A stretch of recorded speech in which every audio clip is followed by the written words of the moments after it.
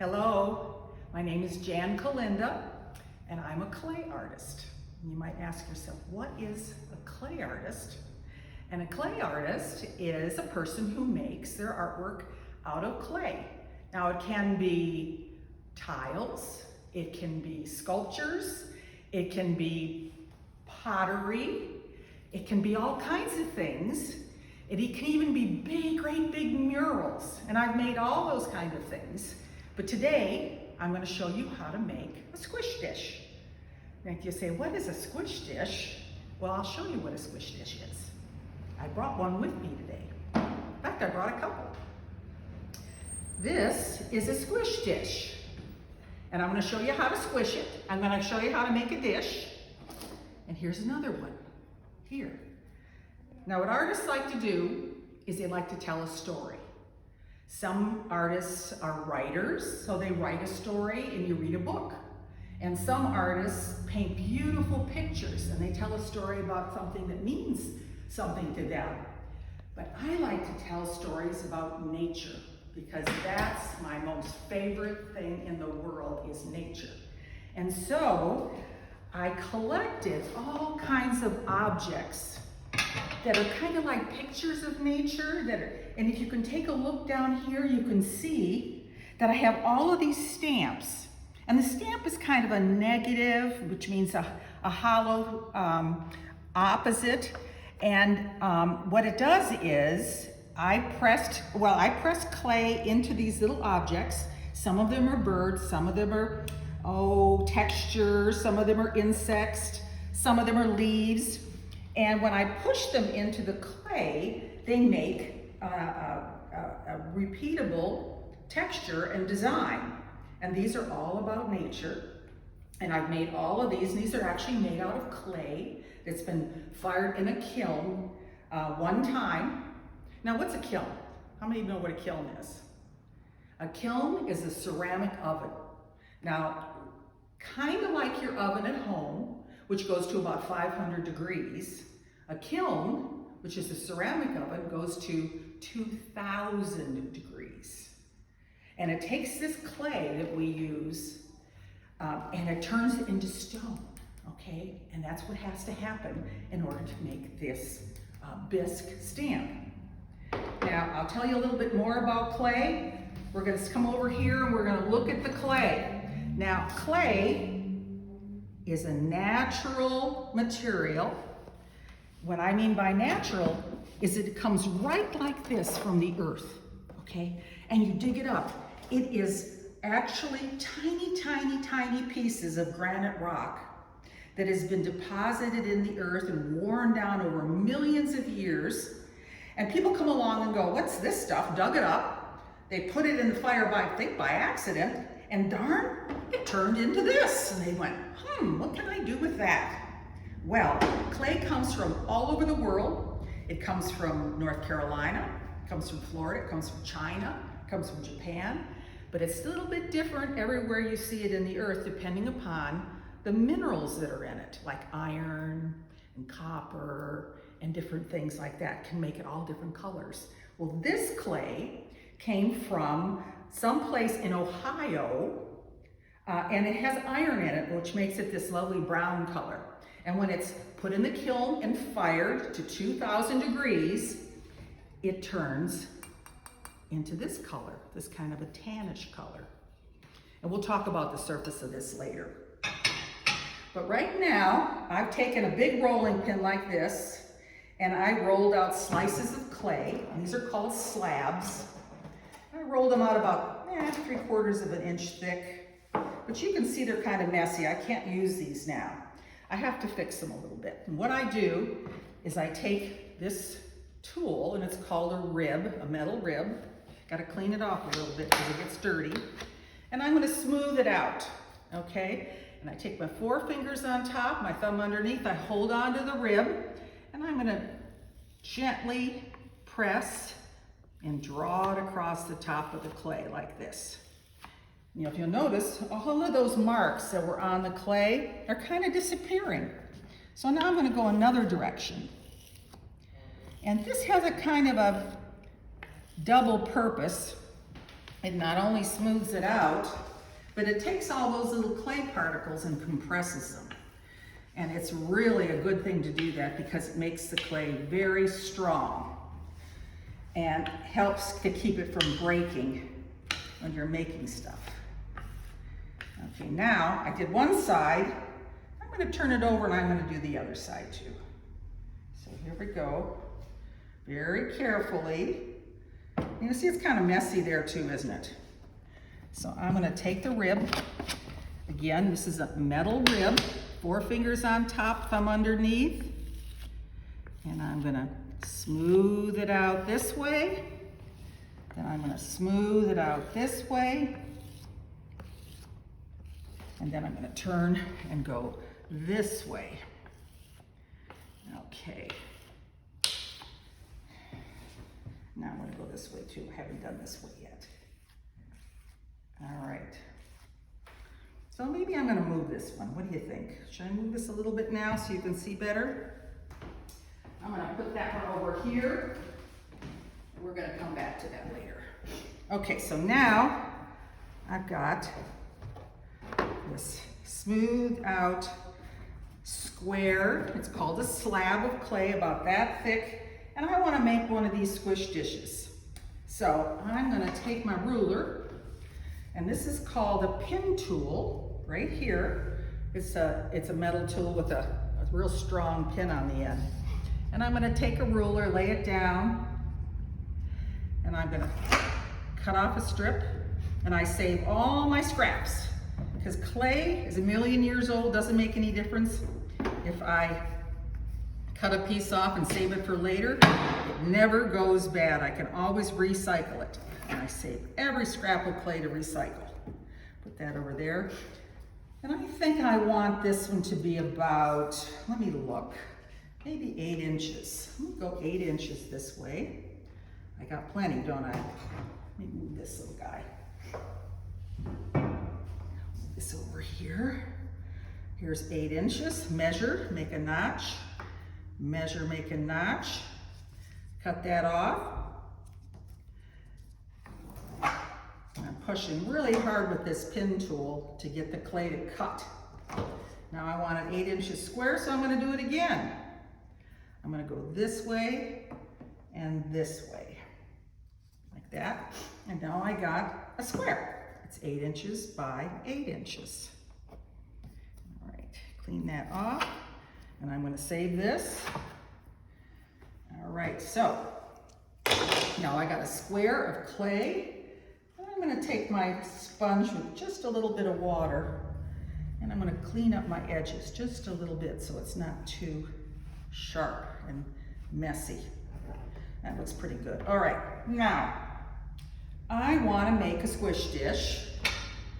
I could make one square in the middle. I could make one round in the middle. And if I used this for the middle, I could get that shape. If I used this for the middle, I could get that shape. I think I'm going to use the round one though, okay? Should I use a round one or square one? Oh, I'm going to use a square. Change my mind. We can change our minds anytime we want. All right, now I'm going to start out by saying this is the center. So I'm going to push this in here a little bit, and it's going to leave a tiny little memory of the center, and that's going to remind me where my center is going to go. And I got this. Look, if you'll notice, this is a leaf that I cut into a square, and it's got all those neat vein patterns on the inside. I might use this on the inside instead of this, which was a fishnet. But I'm going to think about the story I want to tell now. Like I said, I'm an artist, and I am inspired by nature, and all of my artwork tells stories about nature. And these little stamps all have little images of them that are from North Carolina. They're from nature. And I'm thinking, what do I want to tell a story about? I could tell a story about the birds that I saw. There's a blue jay. I saw one this morning eating out of my bird feeder. And here's the wings, so maybe that would look good with him because he flies.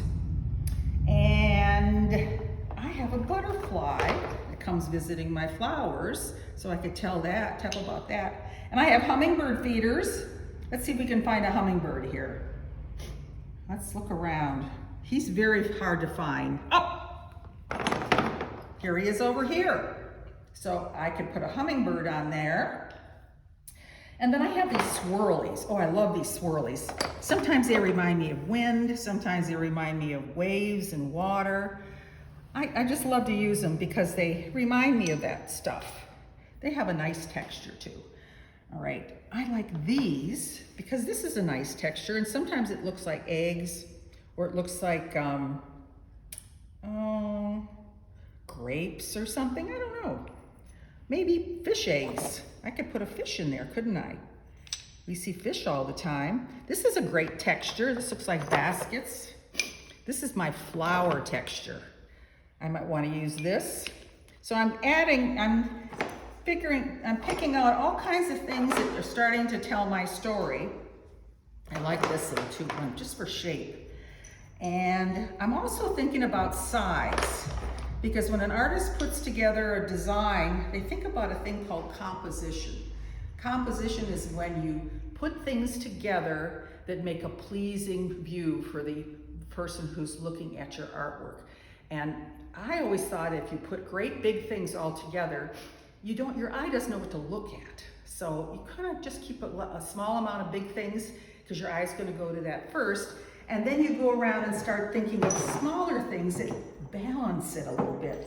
So I'm moving these stamps over here. Looks like I have two of those. I'm gonna move that way. And I think I'm going to tell a story about birds and flying things and wind, and maybe I need an insect. Do I have a butterfly? Yeah, I have a butterfly. Let's see how that goes. I'm going to start doing that. Oh, and leaves. We like leaves, right? How about some leaves? Okay. Do I think I got everything over here? All right. Here's another leaf over here too. All right, see the leaf there? All right, so I know where my center is, and I think I'm going to start with this leaf right here. I'm going to put that right in the middle like this. Okay. Now, in order to get that texture, what I'm going to do is I'm going to take my rib and I'm going to push it down. I'm going to make sure it's right in the middle. Okay. And watch what happens when I do this. It is going to make the texture of the leaf repeat on the inside of the center of my squish dish. All right, now let's see if I can get that off without pulling it apart, because sometimes I do that wrong. Let's see, here it comes. Ooh, look at this. Look at that. Is that cool or what? Look at that leaf. Okay, now I got the center done. I gotta start doing the outsides. Okay, I take my blue jay and I'm gonna put them right here. And I'm gonna push it down so the clay goes on the inside, and I'm gonna wiggle it, wiggle it, wiggle it. And because that stamp is so deep, I'm gonna take my fingers and I'm gonna push that clay underneath it a little bit so it gets in there, and then wiggle, wiggle, wiggle. Ta-da! What do we got? We got a bird. We got the blue jay sitting there. Okay, I'm gonna put them, balance it out, put it on the other side. I'm gonna push it down. Then I'm gonna push it into the back, like this. And then I'm gonna wiggle, wiggle, wiggle. There he is, yay! Okay, what goes good with birds? Eggs. We gotta have an egg. I'm gonna push this in here, wiggle it around. There's his eggs. Let's do it over here. Wiggle, wiggle, wiggle. So I got a big thing, oh, and a smaller thing here. Maybe I need a medium-sized thing. How about that? A wing. That kind of goes with birds, doesn't it? Makes kind of like a story about flying things. And let's put this on the other side over here. I'm going to push it down. Wiggle, wiggle, wiggle. How's that? All right, I need something on the corner here. I think I'm going to move around. But I messed that up there. Let's fix that. What do I need? It's kind of big right there. How about the hummingbird? Let's put the hummingbird. His beak's coming out this way, so I'm going to put him right here. I'm going to wiggle, wiggle, wiggle. squishy him the back. There he is. Okay, put his beak coming this way. Wiggle, wiggle, wiggle, wiggle. Squeeze it from the back. Now the reason I have it on cloth, by the way, if I didn't put my clay on the cloth, what would happen is it would stick to the table because clay has 10% water in it along with the 90% clay particles. And it gets very, very sticky. So we have to be careful when we're moving. We're pushing it into the tables that it's going to let it go and release it later. Otherwise it's going to be stuck there. Okay, I'm going to do this. I think I'm going to go on this side. I'm going to get a little bit of wind for that. Look at that. I love that. Get another one over here. Look at that. Okay, now I need some, I think I'm going to go this way. I'm going to go this way and this way. Let's get some leaves. Go like that. And then I got this tiny little stamp that I like to use with that if I can find it. It's a little swirl. I call it the circle of life. I like to put those in there too, right here and here. Okay, so we got some room here, here, and here. What else could I use? How about a fish? We got fishes here. Let's put let's put the fish over here. I'm gonna put him over here. I'm gonna wiggle, wiggle, wiggle. I'm gonna have to squeeze it underneath, like this. Do that over here. Now you don't always have to do it all matchy-matchy like this. Sometimes they're all mixed up and that makes them even more fun. But right now, I need something to go in there. I think I want a frog. What do you think? Or a bumblebee? Or a lizard? What do you think? I think a frog. I want to put a frog there. So I'm going to put a frog right here. He kind of goes with a little amphibian with a fish. I think that'll be good. Wiggle it down. Squeeze it into the little openings in the back. There he is. Let's put him over here. Wiggle it, wiggle it, wiggle it. And squeeze it into the back so it gets all the detail and all the texture.